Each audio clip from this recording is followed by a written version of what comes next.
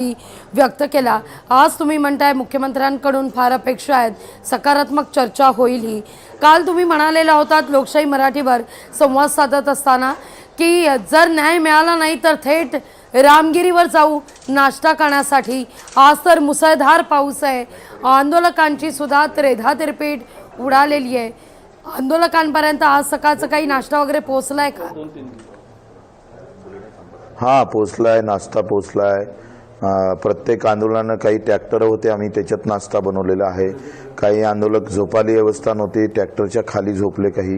म्हणजे पाऊस असा आला एकदम का आम्हाला वाटत नव्हतं। खरं तर निसर्गाची कृपा आमच्यावर का 2-3 दिवस पाणी नव्हतंय, पाऊस नव्हतंय।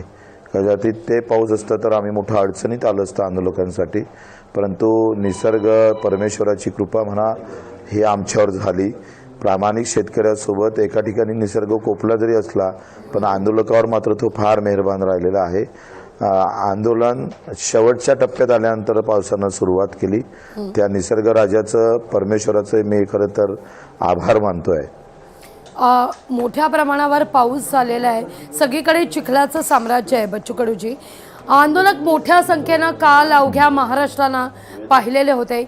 या मुसळधार पावसाचा फटका कुठं आंदोलनांना बसताना दिसतोय का? आंदोलक विखुरले गेलेले आहेत का? संख्या कमी झाली आहे का? काय नेमकं तुमच्यापर्यंत? आमचे आंदोलक व्यवस्थित 10-15 मंगल कार्यालयात आम्ही व्यवस्थित ठेवलेले आहे, कारण पोलिस अजूनही आमच्या मुळावर आहेच। त्यांना भय आहेच थोडंसं, आणि ते एकत्र व्हायला पाहिजे। त्याच्यासाठी 5,000 ते 7,000 आंदोलक आमचे सध्या नागपुरात आहे आणि ते व्यवस्थित ठिकाणी आहे। अगदी आज तुम्ही मंत्रालयात जाणार आहात, तुम्ही एकटेच जाणार आहात की तुम्हाला पाठिंबा देणारे काही नेते, शेतकरी नेते? आता कोण कोण जाणार? मी एकटा जाणार हे शक्यच नाही, आणि सगळे नेते मंडळून कोण कोण झाले पाहिजे ते आता आम्ही अर्ध्या तासात ठरवतो।